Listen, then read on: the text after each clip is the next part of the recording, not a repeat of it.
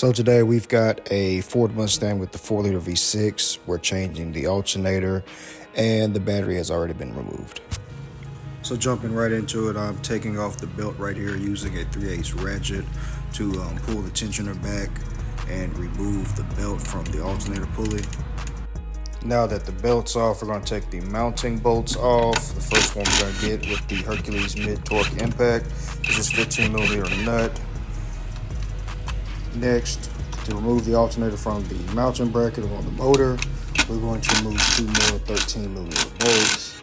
After we get those off with the Hercules mid-torque impact, we are going to move on to the wiring harness. Now that we've got those bolts out of the alternator, we're going to move on to the connectors. It's just a push tab in the center of this connector.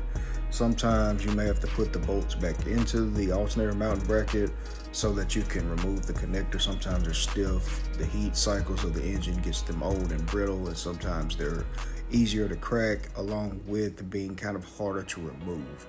So once we get this bolt back into the alternator mounting bracket, it does not have to be very tight. We're going to move on to removing this connector. You see it pops off right there. Tuck it out the way.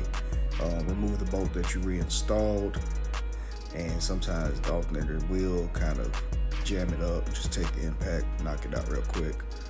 Next thing we're going to do is we're going to try and pull the alternator up a little bit to get a little bit better access to the power connector that's running into the alternator. You can see right here. Now, when you're trying to remove this alternator, it might get hung up on that stud. Just take it with a grain of salt, wiggle it, and try and maneuver it the best you can until it finally comes off. It'll come off pretty easily once it gets to that right angle. Now we're going to take a 11mm socket on a 1/4-inch ratchet and remove this connector. This one was strangely tight. I don't know why it was so tight from the factory. I don't think this alternator has ever been changed. And we're going to take this 11mm socket and remove the connector, the power connector. Luckily, I had a helping hand removing this nut. It was strangely tight, like I had said previously. If you don't have a helping hand, you can easily just put it over that stud and just leave it up high enough to where you have access to remove it. And once you get it off, don't over torque this. You don't want to strip that stud out and have to buy another alternator.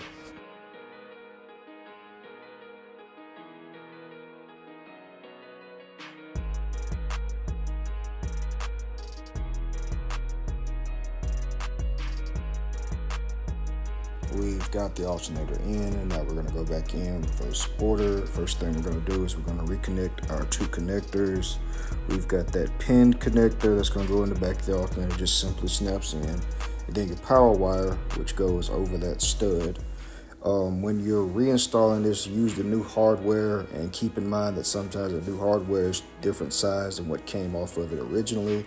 The new one was a 10 and the old one was an 11. Make sure your connections are clean and repeat the process that you did taking it out in reverse order.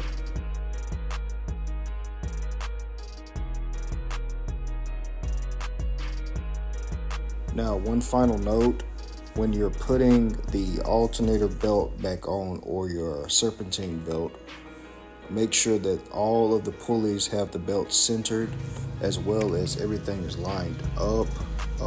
Once you get the tensioner pulled back, pull it over the alternator, and you'll be complete with this process. Once everything is tightened back up, reconnect your battery terminals or install a new battery, and that is this job complete.